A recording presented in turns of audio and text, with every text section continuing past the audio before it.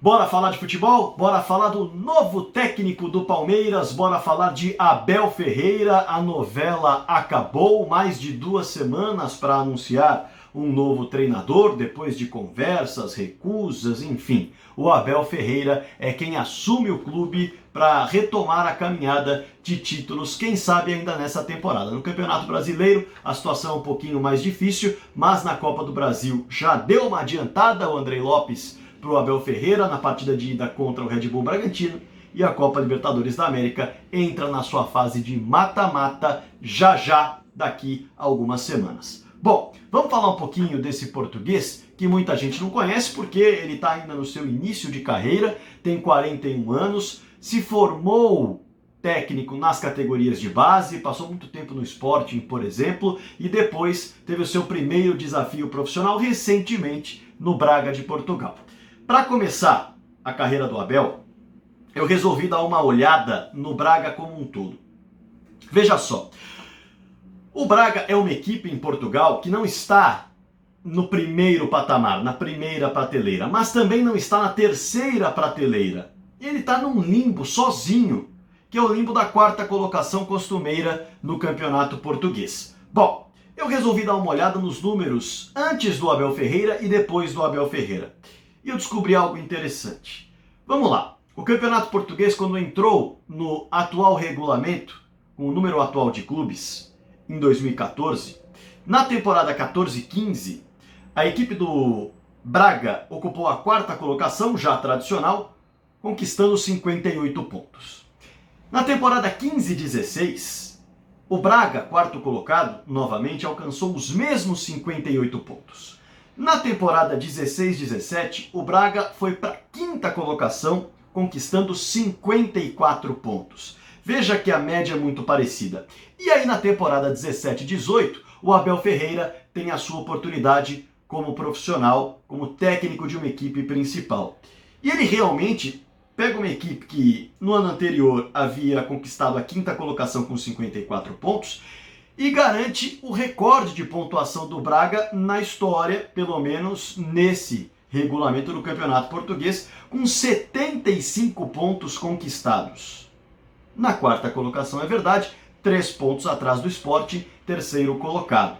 Então, a temporada ela é bem relevante, bem importante, porque o Braga faz história no primeiro trabalho do Abel Ferreira como profissional. E dentro dessa 4ª colocação, em 34 partidas, a equipe do Braga marca 74 gols. 74 gols em 34 partidas.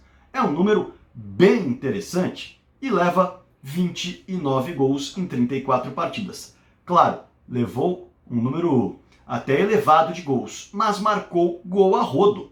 Então, é bem interessante essa campanha. No ano seguinte, na temporada 18-19, o Abel novamente conquista a 4ª colocação com 67 pontos. Novamente ele foge daquela média tradicional dos 58 e 54.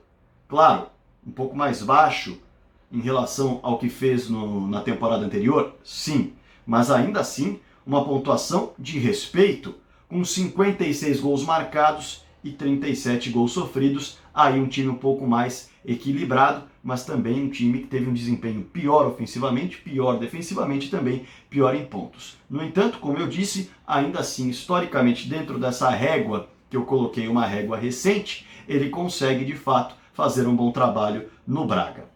Ah, mas ele não conquistou títulos, Fragoso. É verdade, ele não conquistou títulos, mas também não é do perfil do Braga conquistar títulos em Portugal. Veja só, Jesualdo Ferreira, técnico histórico em Portugal, que foi absolutamente desrespeitado aqui no Brasil, com 15 jogos pelo Santos.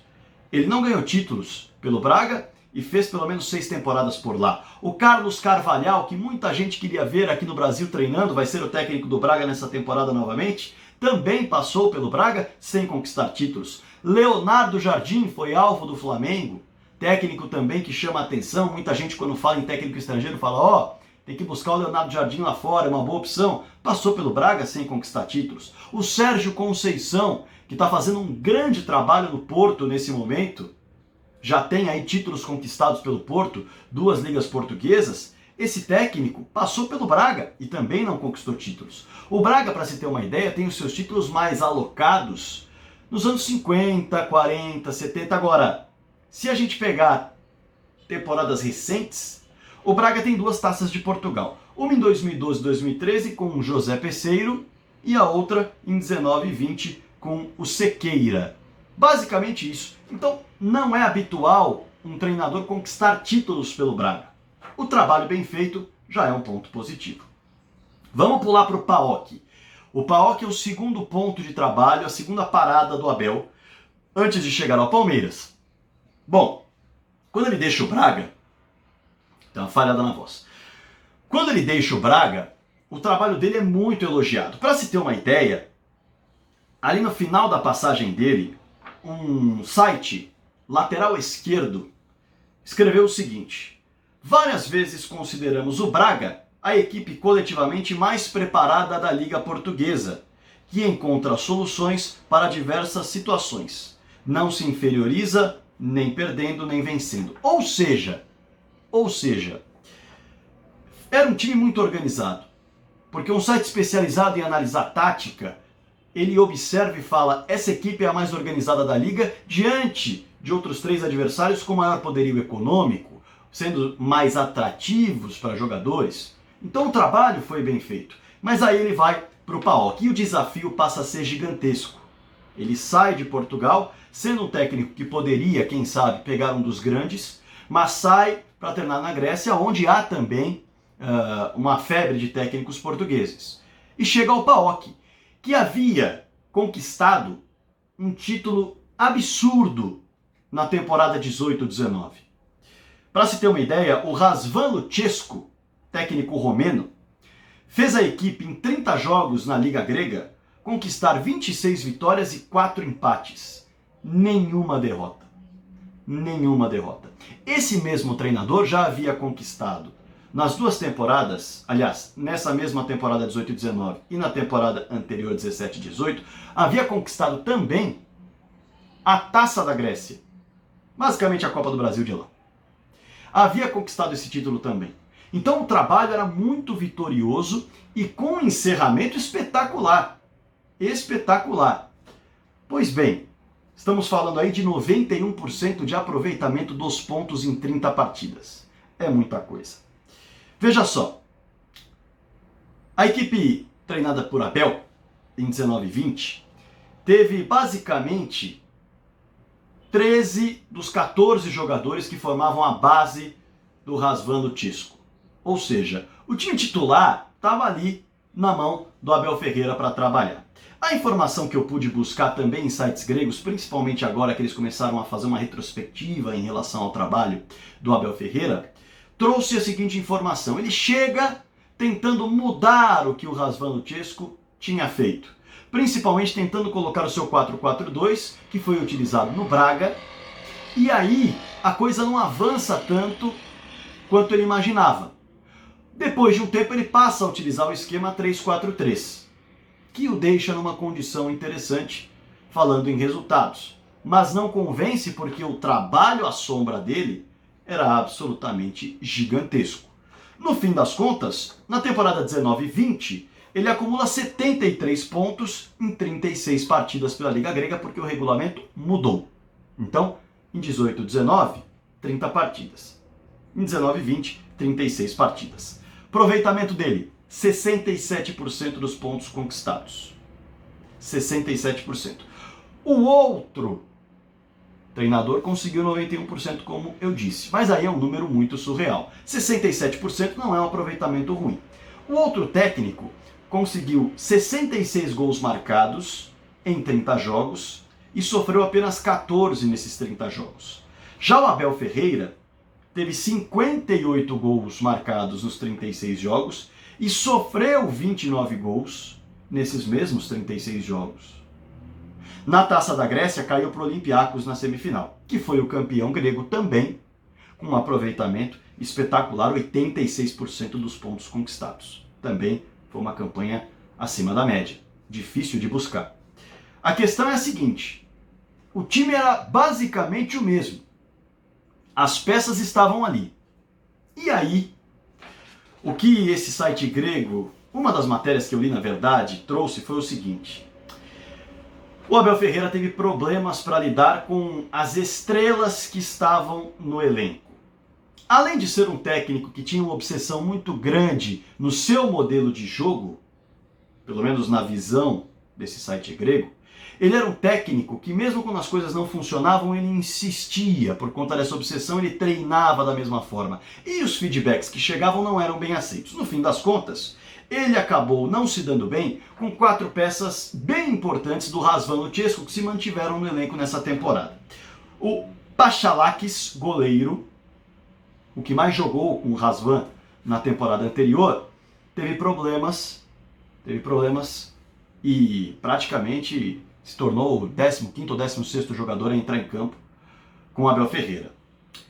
O Léo Matos, que agora é reforço do Vasco, lateral direito, ele era o 3º mais utilizado pelo Razvan Luchescu.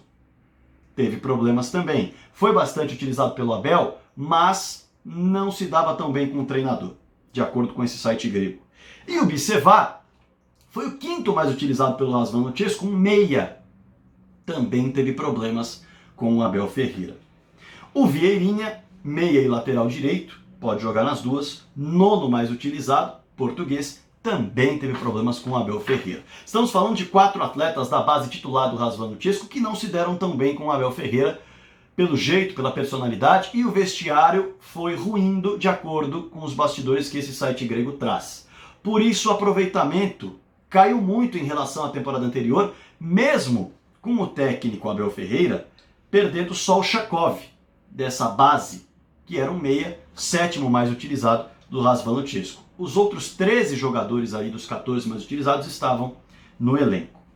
No fim das contas, isso pesou, porque além da sombra do trabalho muito bom, ele também teve de lidar com problemas internos. E aí, claro, que os resultados não foram positivos, não foram bacanas, por isso ele deixa o PAOK com uma imagem de um técnico que não deu sequência àquilo que estava funcionando.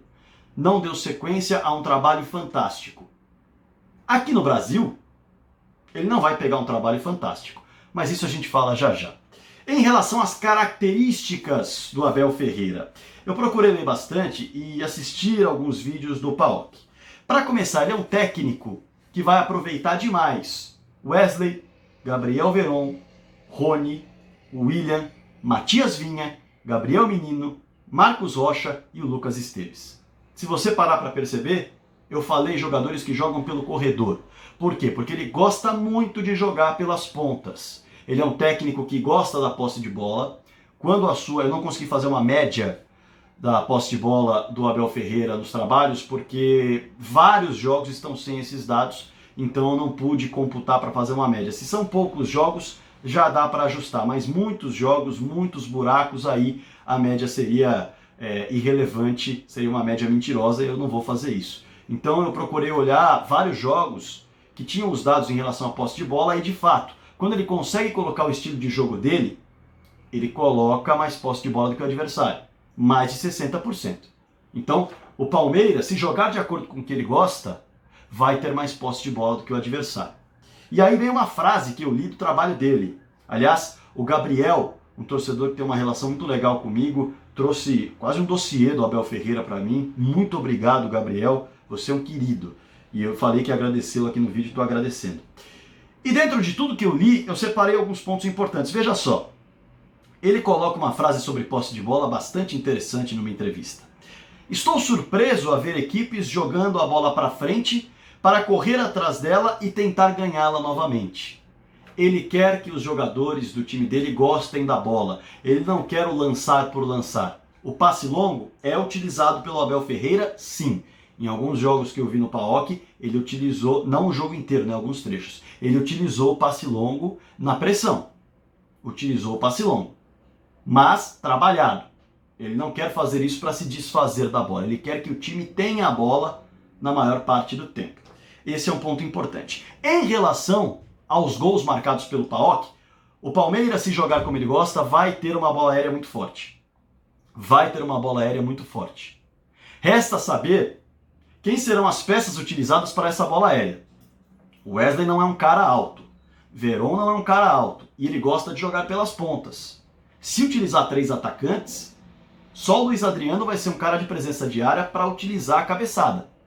Os outros dois, talvez muito mais pelo posicionamento do que pela altura. Isso vai ter que ser trabalhado. Mas quando um técnico utiliza desse tipo de artifício da bola aérea, fatalmente ele trabalha muito o posicionamento para que ele não dependa só de altura.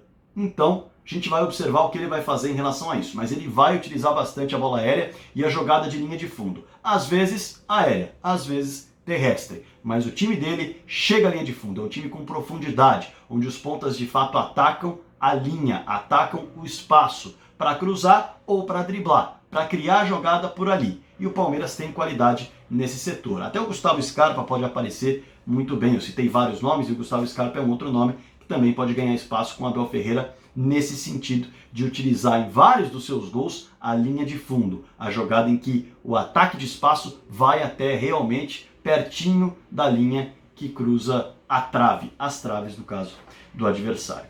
Bom, em relação ao esquema de jogo, é interessante porque ele mesmo diz que procura adaptar o seu elenco, ou melhor, o seu trabalho ao elenco que tem. No PAOK, pelo que eu li, ele sofreu bastante por tentar implantar o 4-4-2 e só depois de um tempo ele abriu mão, passou a utilizar o 3-4-3. Uma teimosia talvez própria, mas que ele abriu mão em algum momento. E ele mesmo diz que admira o 4-2-3-1, o 4-4-2 e o 3-4-3, elogiou em diversos momentos, em variados momentos eu quero dizer, esses esquemas e não se apega a um modelo de jogo, ou melhor, modelo de jogo ele tem, não se apega a um esquema tático, ele não se apega, ele quer tirar o melhor dos jogadores, o modelo de jogo ele tem, ele quer a posse de bola, ele quer o jogo com a cara do time dele, e não com a cara do adversário. A bola, quem vai ter é o time dele, não o time rival. E esse é um detalhe interessante. Por quê? Porque ele fala aqui o seguinte, abre aspas, tornar o jogo menos aleatório possível, fecha aspas. O que isso significa? Exatamente o que eu falei. Ele não vai trabalhar o jogo para que alguém resolva lá na frente na individualidade. Ele vai trabalhar o jogo para que a individualidade surja em algum momento, num mano a mano, numa finalização, mas dentro de um contexto coletivo em que a tomada de decisão do jogador é influenciada pelo técnico e ele sabe que tem boas opções para trabalhar a bola. E não simplesmente para resolver sozinho, porque dali para frente é com ele. Então ele gosta de tornar o jogo menos aleatório possível. Aliás, ponto para o Fernandão do Insta Verde. Eu vi o vídeo dele falando sobre isso e achei bem legal. Em relação à cultura do futebol brasileiro, Palmeiras é uma máquina de moer técnicos. Isso nós já falamos com frequência aqui. Desde 2014, Palmeiras teve 12 técnicos com direito à figurinha repetida, que foi e voltou no caso do Cuca. Mas o Abel Ferreira chega sabendo disso. Ele fala em uma entrevista, no Brasil, na Grécia, em Portugal, países que mudam de técnico com frequência não conhecem futebol. E ele fala aqui nesse contexto, quem acha que isso resolve os problemas não conhece futebol. Ele não quis dizer que esses países não conhecem futebol, eu que anotei errado, só para deixar claro. Ele fala que quem acha que a troca de técnico vai gerar resultado simplesmente pela troca é porque não conhece futebol. Ele vai bater de frente com essa cultura aqui, vem com um contrato para o Brasil até 2022, então a aposta é de que ele se mantenha e faça um trabalho a longo prazo. Outro ponto importante que eu quero destacar em relação ao Abel é justamente, deixa eu ver o que eu separei aqui, as vitórias contra... Ah, sim, a questão de revelar jogadores. Ele revelou o Tzolis e o Mikalidis da base, que se tornaram atletas importantes porque também se desenvolveram no PAOK. E no Braga ele também conseguiu revelar atletas. Revelar atletas significa colocá-los em campo e tirar o melhor deles. Não adianta só puxar da base, porque hoje em dia todo mundo sabe como um jogador trabalha e de que forma ele tem o seu potencial a ser extraído. Mas aí você tem que saber tirar. E pelo que eu li, esse foi um dos pontos positivos em relação ao trabalho dele no PAOK, com o Tzolis e com o Mikalidis. E também no Braga ele tem elogios em relação a cultura de preparar jogadores que chegam da base para marcar presença de fato no time principal. Bom, essa é a análise que eu trago em relação ao Abel Ferreira. Acho que o Palmeiras vai trabalhar, sim, com um técnico que pode mexer no 4-4-2, mexer no 3-4-3, talvez no 4-2-3-1, mas não vai abrir mão de atacar. Foi assim no PAOK, foi assim no Braga. A ideia dele é comandar o jogo, e não só comandar de forma passiva, mas de forma ativa, jogando para frente, buscando resultado, tentando fazer gols. Esse é o objetivo do Abel Ferreira. E o Palmeiras estava buscando isso. Sendo ele um treinador, como eu disse, que não vai se apegar a esquemas táticos, apenas ao seu modelo de jogo e encaixar esse esquema de acordo com a equipe, acho que o Palmeiras contrata um técnico que pode dar frutos. Justamente pelo que eu falo há algum tempo. O elenco do Palmeiras é bom, é versátil e bem treinado e bem organizado, pode atrapalhar qualquer adversário no futebol brasileiro. Tem jogadores de seleção a rodo dentro do elenco. Promessas, jogadores consagrados, ou seja, dá para trabalhar com a mescla desses jogadores e principalmente com a inteligência e a capacidade deles. Então, o Abel Ferreira pode usar o seu estilo de jogo com velocidade pelas pontas, porque o time tem capacidade para isso. Tem jogadores de meio campo com muita capacidade de organização, como o Zé Rafael mostra a cada jogo, o Rafael Veiga vem crescendo, o Patrick de Paula e o Danilo também mostram características ótimas e o Felipe Melo como volante não precisa provar mais nada a ninguém. Então, veja um técnico que chega ao Brasil para fazer barulho. Vamos ver o que ele vai fazer de fato com esse time do Palmeiras. Eu não tenho bola de cristal para saber se ele vai iniciar o trabalho num 3-4-3, porque não foi o que ele fez no PAOK. Aposto mais num 4-4-2, num esquema que ele se familiariza até mais. Depois do estudo que eu fiz eu percebi isso.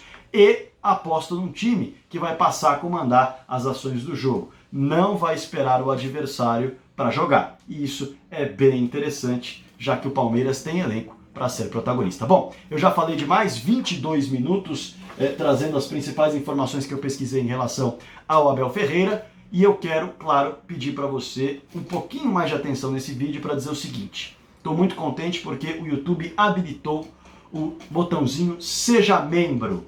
Então você que quer colaborar com o canal, já recebi vários comentários de pessoas querendo colaborar, querendo ajudar, dando dicas, sugestões. Você pode colaborar com o canal também sendo um membro, porque esse trabalho evidentemente leva tempo, tempo é dinheiro e tudo mais nesse sentido. Então, vou ficar muito contente se você quiser colaborar com esse trabalho, se você quiser deixar aí uma contribuição mensal, eu vou ficar muito contente do jeito que você bem entender. Assim como, se você não quiser, fique à vontade, é muito legal ter o seu like, ter o seu comentário, a sua inscrição no canal e sempre interagir com você por aqui. Então, eu aproveito esse vídeo de uma nova era até no Palmeiras, no futebol brasileiro, contratando cada vez técnicos que fogem da curva, fogem das possibilidades habituais. Eu aproveito para falar que você tem uma nova possibilidade, além de curtir, comentar, deixar o seu like, como eu já disse, inscrever-se no canal, você também pode ser um membro do canal do Fragoso e eu estou muito contente com isso. Já